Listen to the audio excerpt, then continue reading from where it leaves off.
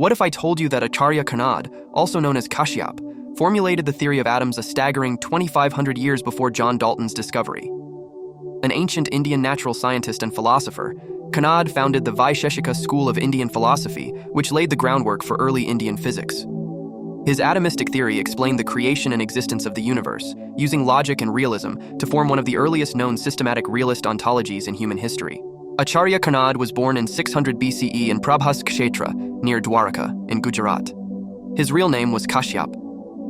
During a holy expedition to Prayag, Kashyap noticed thousands of devotees littering the streets with flowers and rice grains offered at the temple. Intrigued by the scattered grains, he began collecting them. A crowd gathered, puzzled by his actions. They asked why he was collecting grains that even a beggar would ignore.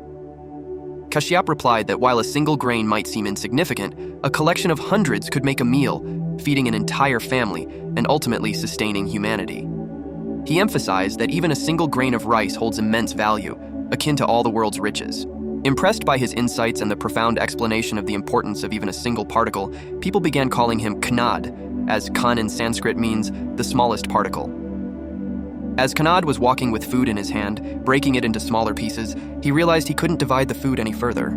This led him to conceptualize the idea of a particle that could not be divided further, which he termed Parmanu or Anu, atom. In later times, Anu, atom, was considered to consist of Parmanu, subatom, but Kanad used these terms interchangeably. He also proposed that this indivisible matter could not be perceived through any human organ, including the naked eye. Kanad believed that the atom was eternal and had the tendency to bind with other atoms.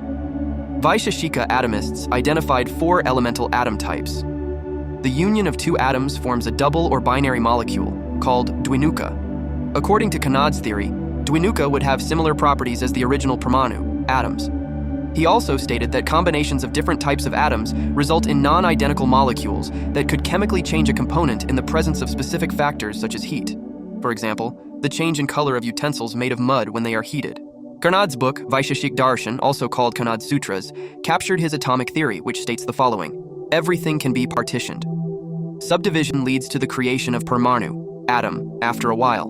Parmanu is indivisible. It cannot be divided further. Subsection of any particle has an end and cannot be carried infinitely. The atom is indestructible. It is the foundation for all material existence. Parmanu has a specific property that is the same as the class of substance to which it belongs. It cannot be seen with the naked eye. Atoms can be combined in different ways to produce chemical changes by heating them or using other measures. Parmanu or atom can have 2 states, a state of motion and a state of absolute rest.